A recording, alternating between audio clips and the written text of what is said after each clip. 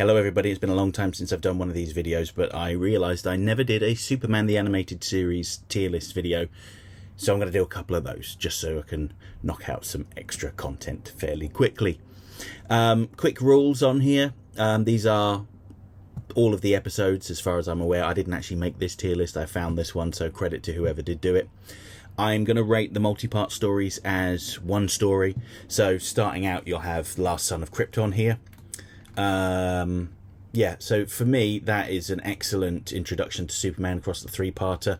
You have the part one set on Krypton, entirely set on Krypton. Baby Kal-El's barely in it. Part two shows much of his youth in Smallville and his early days in Metropolis, and then part three is entirely Superman in Metropolis. I feel like this was an excellent introduction. But do I want to give it an S? I think, yes, I'm going to. So come here. There we go. So all three parts, starting out strong, going on S. I might move things around later on as I consider perhaps a bit more in depth. But I feel good about Superman's opening three-parter being an S rank. I thought it was excellent, particularly the first part, reinventing Superman's origin to involve Brainiac as the AI controlling Krypton that ultimately led to the planet's destruction and the demise of the Kryptonian people. Inspired idea. Well done, whoever came up with that. Next, we've got Fun and Games. So this is the episode that introduces Toyman. Again, a lovely redesign on Toyman, a kind of creepy porcelain doll mask. Bud Cort, I believe, does the voice. Very creepy guy. At least based on his voice. I don't know him personally. I think it's excellent. I'm going to put it in an A, I think. Little Piece of Home. So this is the story that introduces Kryptonite. From the title sequence, there's a bit where Superman fights like a mechanized dinosaur. That's from this episode. I think it's a solid episode. I don't love it. I do think it's pretty good. I'm going to give this one a B for now. I might adjust things as things come and go, as I said.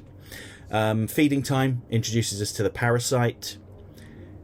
Really wonderful episode. Again, it's another creepy episode because the Parasite, he's not like a Batman villain who gets these powers and kind of hates it and hates his life.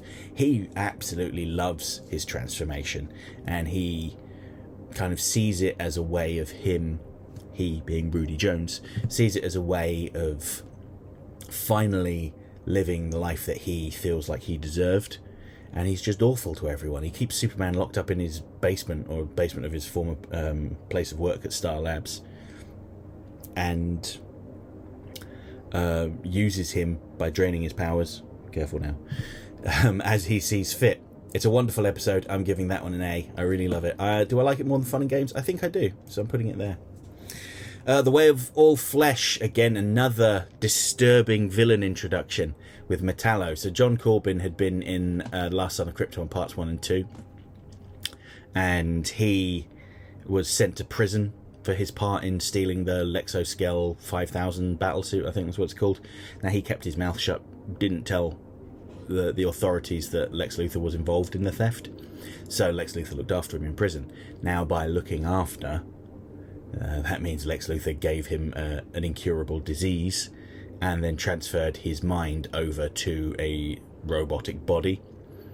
Now, whether that involved transplanting his brain or digitizing it and embedding it in the robot, I lean towards the latter.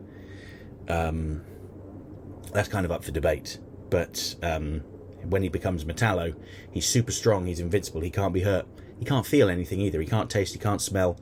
When he forces himself on Lois Lane, he feels no arousal at all, and that's the thing that tipped him over the edge. Not that he couldn't smell the flowers that the woman at the train station was trying to sell him. Not that he could ever eat again. He doesn't feel hungry. No. Again, it's another wonderful episode. I'm going to put it as an S, and not quite as good as Last Son of Krypton, though, but I thought it was fantastic. Stolen Memories brings us Brainiac coming to Earth after his decades of wandering the universe collecting information on societies. Lex Luthor contacts him and summons him to Earth. and Brainiac basically tries to absorb all the information on Earth and then destroy the planet and take Superman with him. Good episode. I've kind of put it on the same tier as Little Piece of Home, but at the high end of the B's, I think. It is maybe a lower end A. I mean, I do really like the villain introduction episodes. That's a recurring theme of this. Do you know what? Let's put it on A, because it is good, and it really did establish that new MO for Brainiac. Because traditionally, the comic book Brainiac had collected cities from different civilizations and then left, and he kept them in little jars, which always seemed kind of silly. Whereas this Brainiac collects all the information on the planet, and then he destroys the planet because he believes that knowledge is power, and knowledge is more powerful when fewer people know about it.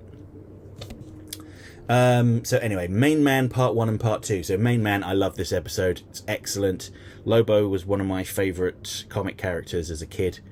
I really like that he's just crass and unpleasant, but in a kind of comical way, like a knowingly crass, knowingly unpleasant. He's kind of like a critique of the gritty superheroes of the 90s, or anti-heroes, I suppose I should say. This one's very funny in places as well. Paul Dini wrote this one. He's got a knack for horror, tragedy, and comedy. I don't think there was really any tragedy in this episode though, but it's wonderful. One of my favourites. Do I like it more than Last Son of Krypton though? Not quite. But I'm going to put it above Way of All Flesh. I know maybe this is controversial. I hope not. I hope everyone's nodding along going, yeah, great idea, yeah. Next we have My Girl. So this one involves Lana Lang, Clark Kent's high school best friend and sort of sweetheart, I suppose. She's a fashion designer and she's got a show on in Metropolis. And she is dating Lex Luthor because, she's very famous now. But obviously her best friend is Superman. She starts hanging out with him. Lex Luthor gets jealous and arranges to have her killed. It's solid, decent. I think... Yeah, let's put it on a B. It's a lower end of B, I think, but it's decent. Tools of the Trade. So this one is the episode that introduces the forces of Apocalypse, so Darkseid and the like. They arm the criminals working for Intergang, Bruno Mannheim's Intergang, I should say. And they go on a rampage with all this alien technology in an effort to stop Superman. It's fine. Solid. Giving it a C. Two's a crowd. So Parasite returns. One of my favourite villains, the Parasite. He's absolutely awful. Hate him. But in a good way. I find him a very fascinating, creepy villain. In this case, there's a scientist has put a bomb in the city and then kind of put himself into a coma, and he will only stop the explosions if they meet his demands. So Superman and Star Labs have the bright idea of, well, if he's unconscious and can't tell us where the bombs are, why don't we get the Parasite in, who'll touch him, drain his memories, and then Parasite will tell us. Well, what happens is the scientist takes over the Parasite's body with his stronger will. Poor Rudy Jones. And so you've got this super genius, evil scientist in control of the Parasite's body, running around Metropolis. I thought it was a very good episode. Probably not my favourite Parasite episode. I think Feeding Time is probably my favourite one, but yeah, it's very good. I'm going to put it on the lower end of A, but above Stolen Memories. Maybe the top end of B. No, actually, no. I'm going to go with my gut instinct. Blasts from the Past. Now, if I remember rightly, these are the episodes that introduce the other Kryptonian characters, Jax-Ur and Marla. Superman is examining the Phantom Zone projector with Professor Hamilton at Star Labs, and they find Marla in there going, "Please release me, I've served my sentence, why won't anyone let me out?" And Did you like my impression? I thought it was flawless.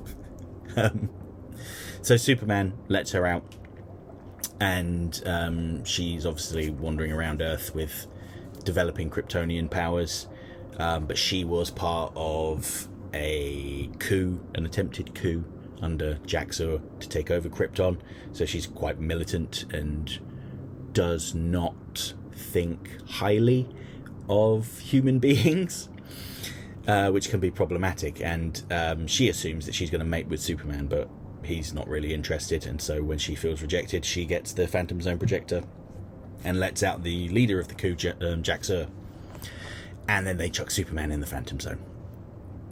Solid episode, very good. I like it more than My Girl, but not as much as A Little Piece of Home, I think. The Promethean, massive space prisoner on an asteroid, and the asteroid collides with Earth, and this massive creature is wandering around causing problems. That's basically it. Lower end of C. It's fine. I know the Promethean's like a Jack Kirby character, and this show is a big love letter to Jack Kirby and his creations. That's why Darkseid and the New Gods are in it so much. But yeah, I mean, it's fine. Speed Demons.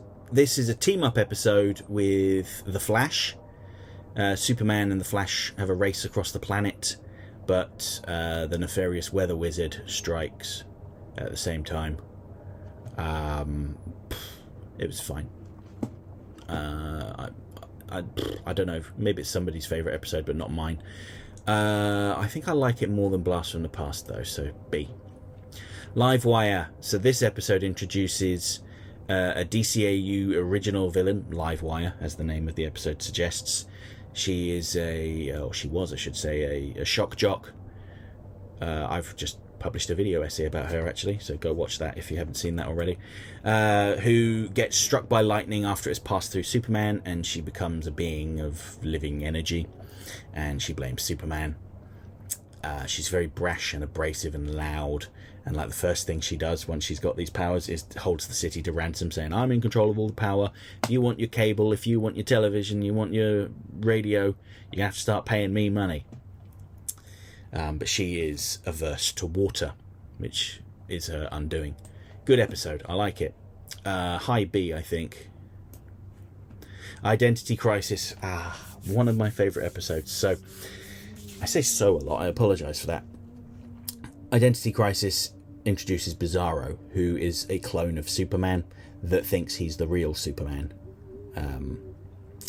But his body starts degrading quite quickly, and his skin turns white and chalky and flaky, and his body gets all contorted like Frankenstein. He's like all twisted up, and his cape turns purple, which suggests that the cape is part of his body, which is kind of gross thinking about this big skin flap. But anyway, I think it's a really good episode. I'm going to put it top end of... I do like it more than Feeding Time. I'm putting it on the top end of A. Target. Oh, what was this one about? So this one, Lois Lane is getting a journalistic award for her report into some shady dealings by LexCorp, I think. But someone is trying to kill her. Everyone assumes it's Lex Luthor, but he's not. He doesn't care. It was actually the source of her information against Lex Luthor, because he thought he was doing the right thing, but he ended up losing his job. He also thought he had a chance of having a relationship with Lois, but she just kind of dropped him like a hot potato once she was done with him. So he becomes the villain Luminous. I don't really care for this episode very much. It's not bad. To be honest, I don't think any of these Superman episodes are bad. There are some with slightly wonky animation. There are some with less strong scripts, but I don't think there are any that are actually bad. Mixier's Pixelated. Oh, did I stutter? Mixier's Pixelated? Yes. Gilbert Gottfried as Mr. Mixier's Pidlick is inspired casting. Absolutely wonderful. He's got such an abrasive voice. Just having him wandering around at the beginning of the episode going, Magak! Magak! Which is a callback to Mixier's Pidlick's first appearance in the comics. He did something very similar. This is very much a love letter to like classic Warner Brothers cartoons, very Looney Tunes. Very comical. I am going to give this a high A, I think. Yes, I like it more than Two's a Crowd. Do I like it more than Fun and Games? No, I don't. Connor from Play Content, I think you said this was your favourite episode, so if you're watching and you see me putting it like lower down in the list, I apologise in advance. It's alright, we all like different things, it's okay. Action figures. So Metallo returns in this episode. He's an amnesiac on an island, and he's discovered by 2 children who think he's a superhero, and he goes along with it because, you know, he doesn't know any better. But as his memories start gradually returning, he remembers that he is not a nice person, and he manipulates the children into helping him escape from the island. As a volcano erupts, but Superman turns up and puts a stop to that. Solid episode, not as good as the original Metallo episode. I like it more than... do I like it more than Blast from the Past? Yes, I think I do. More than Speed Demons? No, I think that's fine. Double Dose. Livewire returns and teams up with the Parasite.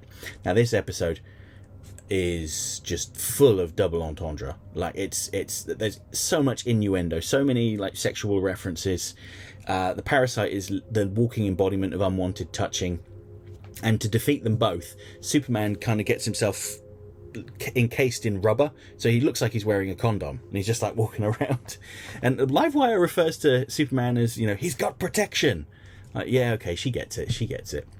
Of course, the Parasite is not at all trustworthy in the slightest. He's always trying to betray Livewire. She catches him most of the time, but once he's drained some of Superman's powers, he becomes unstoppable and then takes her powers and wants to keep them both in his creepy little basement.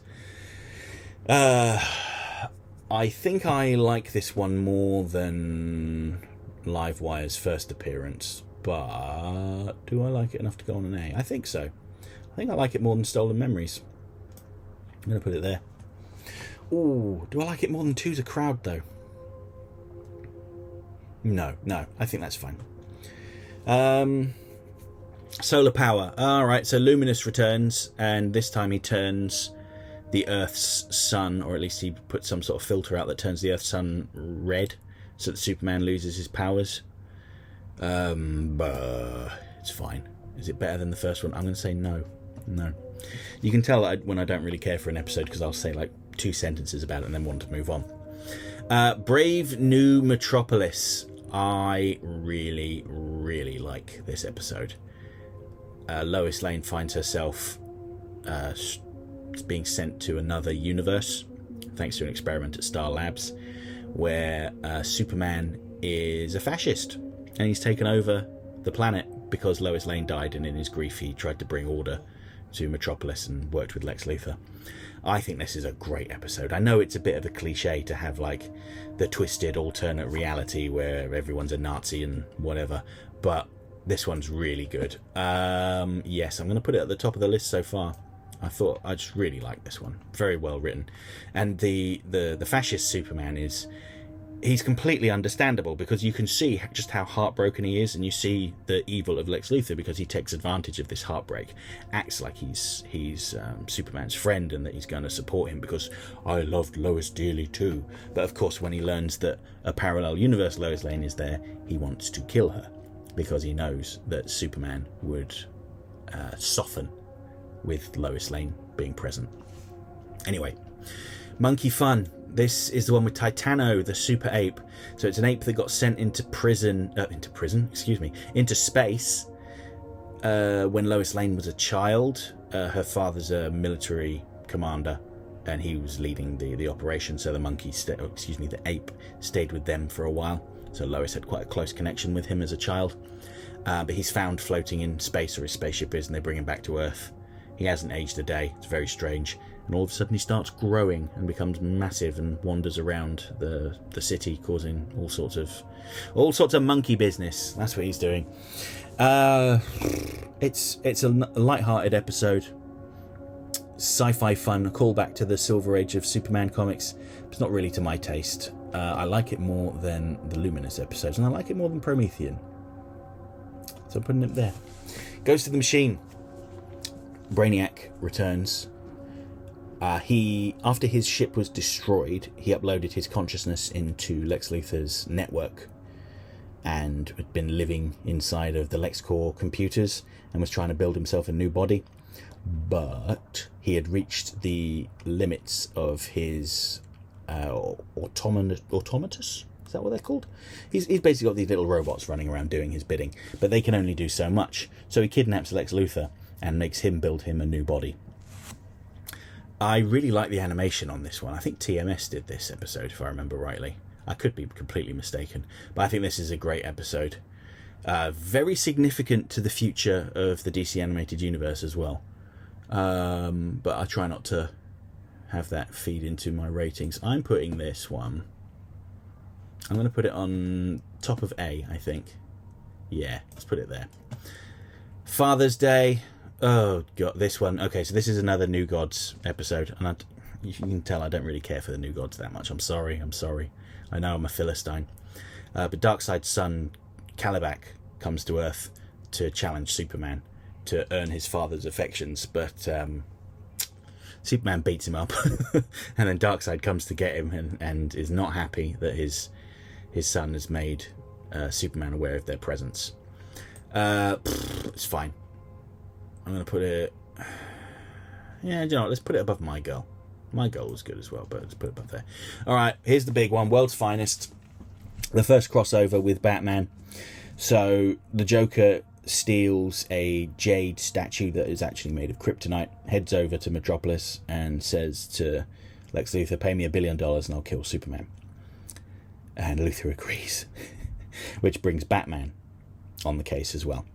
There are so many wonderful moments in these episodes. My favourite being the first meeting with Batman and Superman, and Batman's kind of hostile. Batman's interrogating some thugs in a nightclub. Superman puts his hand on his shoulder and asks him to stand down. Batman does like a judo throw and sends Superman flying. And then he demonstrates that he's aware of the situation. Batman, I should say, is aware of the situation going on by taking out a small shard of kryptonite, showing it to Superman, making Superman unwell, saying, well, this is what this little chunk does to you. The Joker's got pounds of it. So, and in the process, he plants a homing beacon on Superman and follows him home.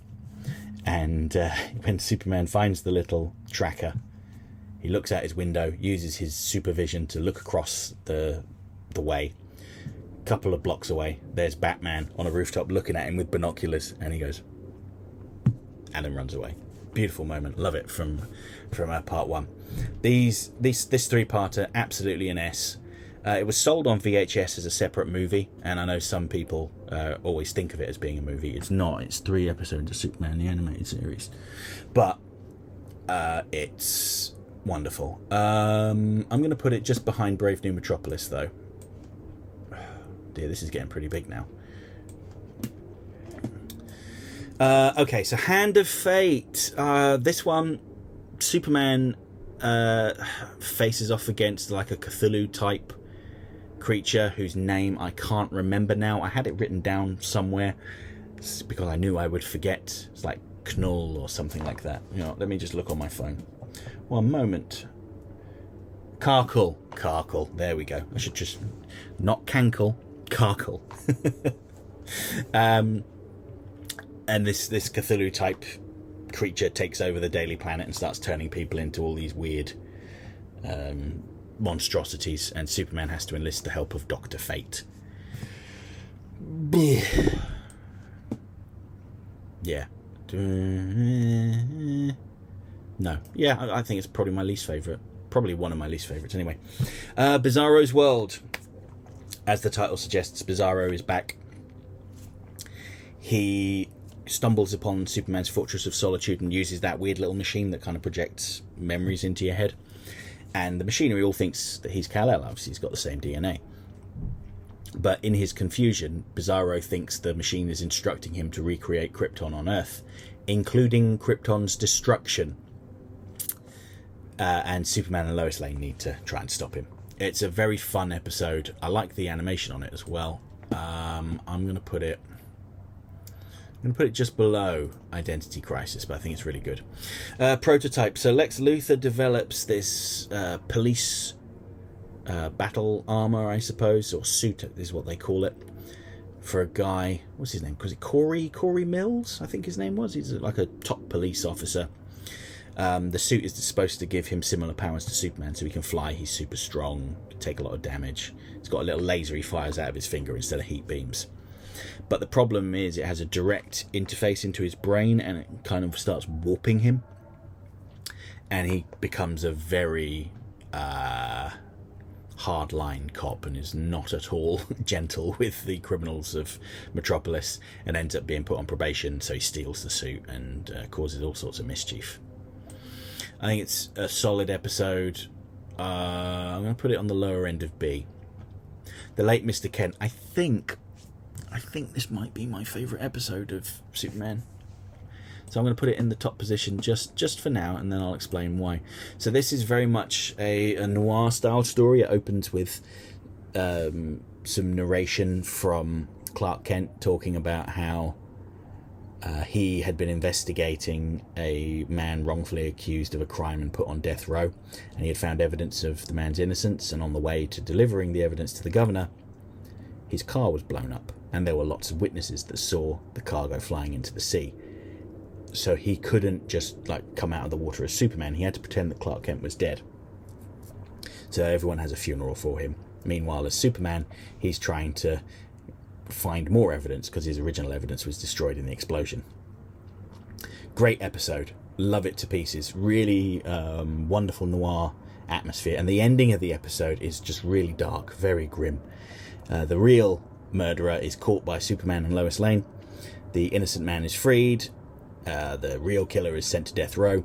And in the last few moments of his life before the chamber fills with gas, he's sitting there thinking, how did Clark Kent survive that explosion? How did he get away? Oh my God, he's Superman! And then he's killed. Awful, but wonderful at the same time. I'm told Alan Burnett came up with that ending, so well done, Alan, if you're watching. I know you're not watching, Alan. It's fine. Heavy metal. This episode introduces us to Steel as he protects Superman from Metallo.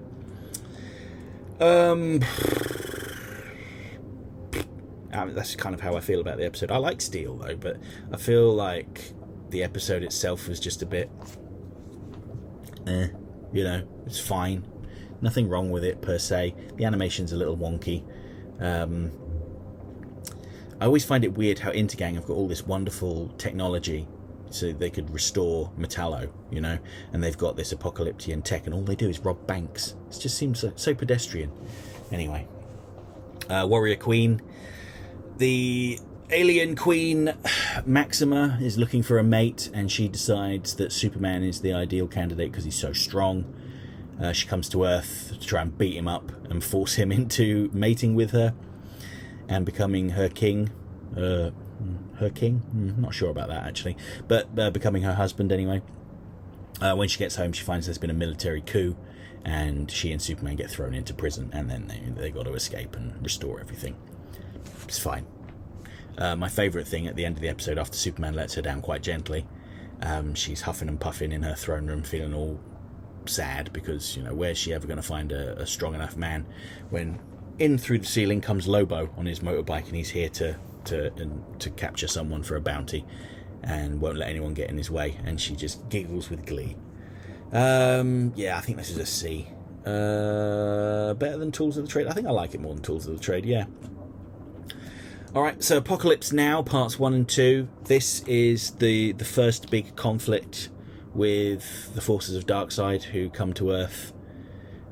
He's been manipulating Bruno Mannheim of Intergang this whole time, and he's basically trying to take these nuclear reactors and have them burn through to the Earth's core, essentially recreating Apocalypse on Earth, and then sending all of his parademons over to take over.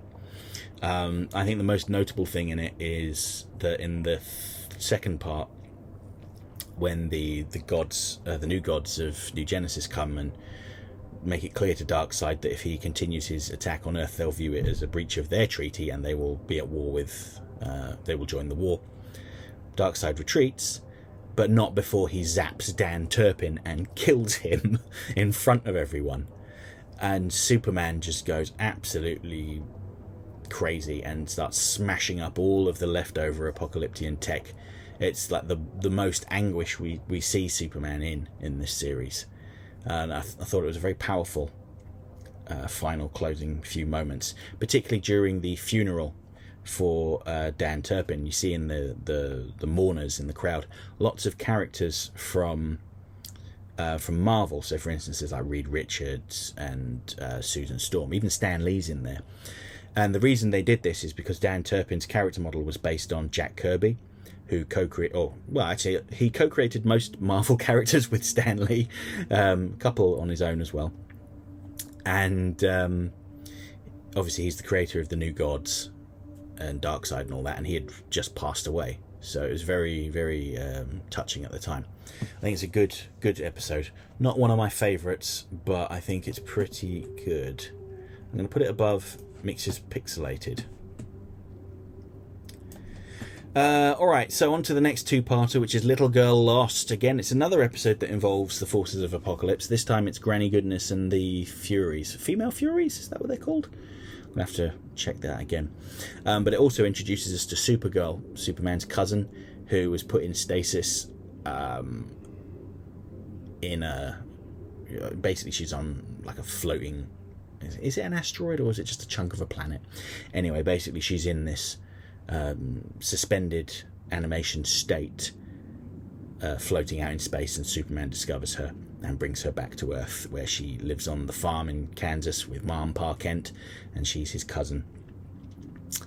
When she comes to Metropolis looking for some fun, she teams up with Jimmy Olsen to investigate this kind of teenage gang that have got powerful tech and are committing robberies, and they're being controlled by Granny Goodness. Now, Granny, let me be clear, I think Granny Goodness is really great, particularly Ed Asner's performance as Granny. It's inspired casting, really well done. But I just didn't really care for this episode very much. It might just be because I don't like Jimmy Olsen. Maybe that's it. But I'm going to put it in the C. Come on, get in there. There we go. How have I done that? Where have I just put part one? Oh, I put them around the wrong way, didn't I? Foolish. Okay, so the next episode is Where There's Smoke. Now, this is an episode that introduces another DCAU original character, Volcana. She is a metahuman that can generate and control fire.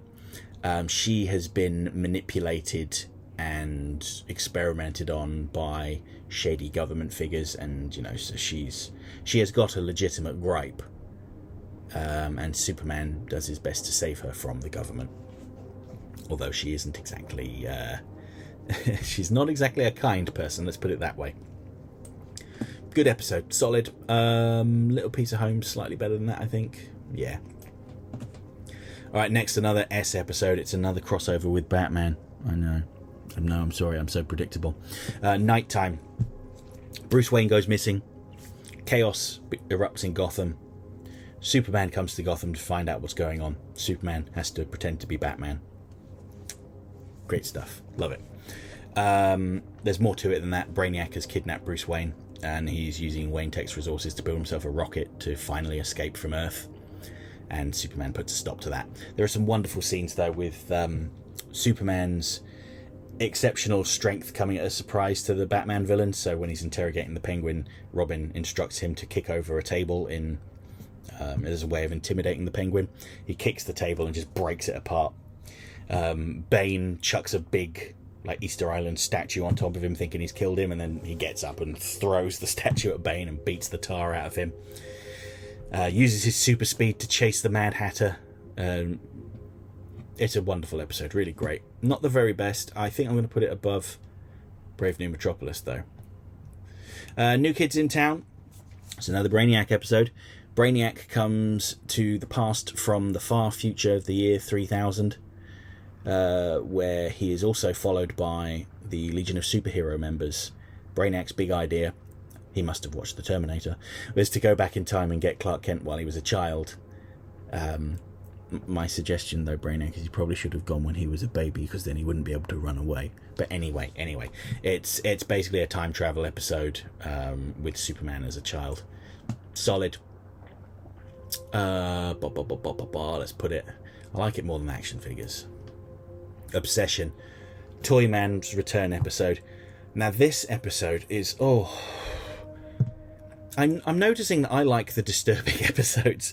Toyman, in his loneliness, creates a artificial person called Darcy, who's based on an old doll, Darcy doll.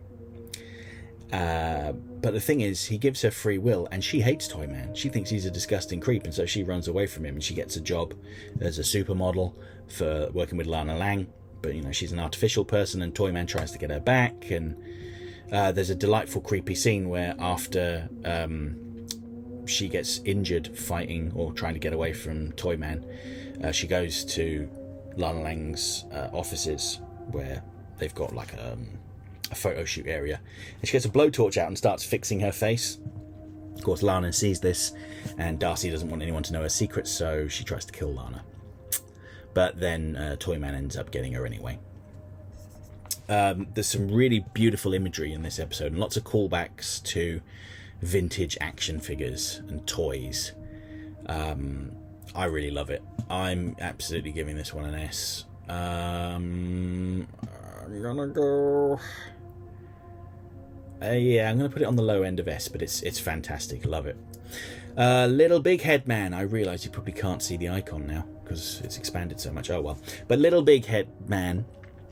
It's a Bizarro episode, but Bizarro is being manipulated by Mr. Mxyzptlk to attack Superman. Mixie's argument is that in the last episode he had pledged not to mess with Superman anymore, so he's going to indirectly mess with Superman by sicking Bizarro on him, by making Bizarro think they're all making fun of him and they laugh at him, which isn't very nice at all. But the Council of the Fifth Dimension do not agree with Mixie's argument. They take away his powers, so he's kind of left as this awkward little man running around Metropolis trying not to get squished while Bizarro's on a tantrum. Very good episode. I like it a lot. I'm going to put it on the lower end of A. Absolute Power. Jack Zur and Marla have escaped from the Phantom Zone, but they're in a completely different quadrant of space, and they've taken over a planet and imposed their rule on it. And Superman doesn't like what they're doing. And it gives us a kind of a teaser of what they would have done on Earth had Superman not stopped them. Basically installed themselves as like the monarchs. Solid episode. I keep saying solid episode. Somebody buy me a thesaurus. I'm going to put it... Yeah, I'm going to put it here on the B. In Brightest Day, first appearance of a Green Lantern in the DC animated universe. It's Kyle Rayner, though. Kyle Rayner gets a ring from the deceased Abin Sur, much like Hal Jordan did in the comics. But the villainous Sinestro is after him and wants to take the ring from him. I feel less interested in this episode generally, but it's not bad by any means. I'm going to give it a B. And is it better than Blast from the Past? No. Alright, so next. It's a Metallo episode called Superman's Pal. Now, Superman's Pal involves Jimmy Olsen's friendship with Superman being made public and exaggerated by Angela Chen in the press. Now, that means some good things for Jimmy. You know, he gets the jump queues at restaurants and gets all the best seats and, you know, gets the adulation of people for being Superman's pal. It also makes him a target from wrong-uns. He almost gets beaten up in an alleyway by a gang of crooks until Superman turns up and chases them away. But he also gets kidnapped by Metallo and used as bait. Now, this episode has probably got the worst animation of any of the episodes in Superman the Animated Series. But it's a fine enough episode.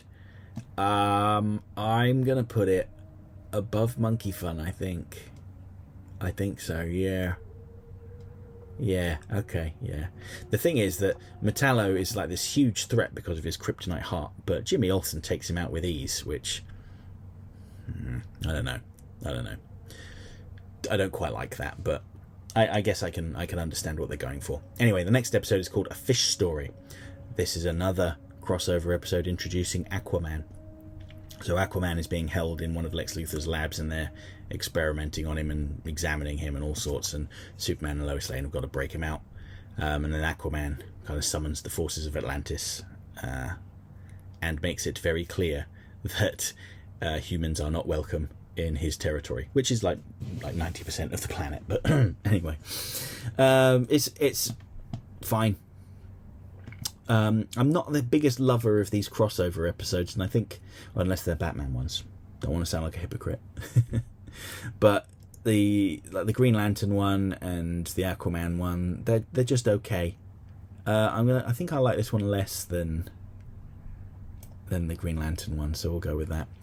All right, next one is Unity. So this is a Supergirl centric episode after a strange preacher comes to Metropolis and starts taking over people's minds. Turns out he's an alien. It's a bit like Invasion of the Body Snatchers in a way. What was that other movie with... Oh, there's so many of them where aliens come and start taking over villagers' minds. This is my least favourite episode of the DCAU, I think, or at least of Superman. But I'm not going to give it a D because it's not terrible. It's just not... I'm not really that interested in it.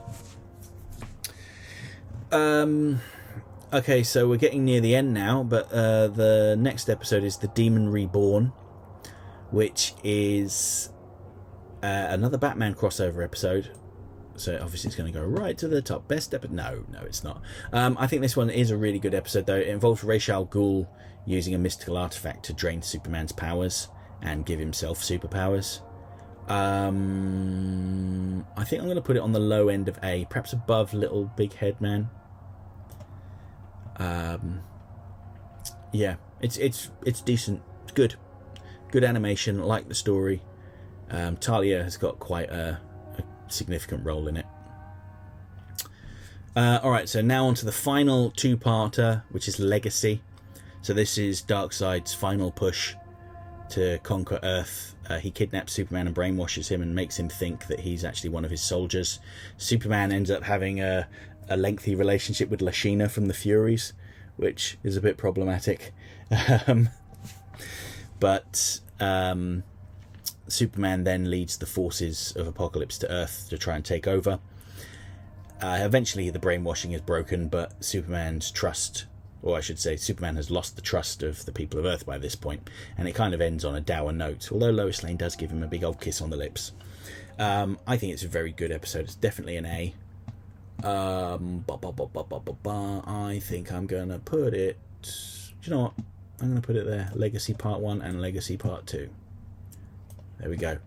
Okay, so that's my Superman the Animated Series episode tier list, with The Late Mr. Kent at the top, followed by Nighttime, Brave New Metropolis, World's Finest, Last Son of Krypton, The Main Man, The Way of All Flesh and Obsession in the S rank, Ghost in the Machine, Legacy, got those around the wrong way, there we go, Identity Crisis, Bizarro's World, Feeding Time, Fun and Games, Apocalypse Now, Mixes Pixelated, Choose a Crowd, Double Dose, Stolen Memories, The Demon Reborn, Little Big Headman in the A, Livewire, A Little Piece of Home, Where There's Smoke, Speed Demons, Absolute Power, New Kids in Town, Action Figures, Blast from the Past in Brightest Day, Fish Story, Father's Day, My Girl, Prototype, Heavy Metal in the B's, and then at the lower end of the C's we have Warrior Queen, Little Girl Lost, Tools of the Trade, Superman's Pal, Monkey Fun, Promethean, Target, Solar Powered, The Hand of Fate, and Unity. None in D. Well, hope you enjoyed this. I'm sure there'll be some discussion in the comments. There'll be someone going, how dare you, Unity is my favourite episode. This was the episode I got married to. I'm kidding. But yeah, let me know your thoughts. We all like different things, and it's absolutely fine, because if we all liked exactly the same thing, then it would be a very boring place, right? Anyway, take care, have fun, bye-bye.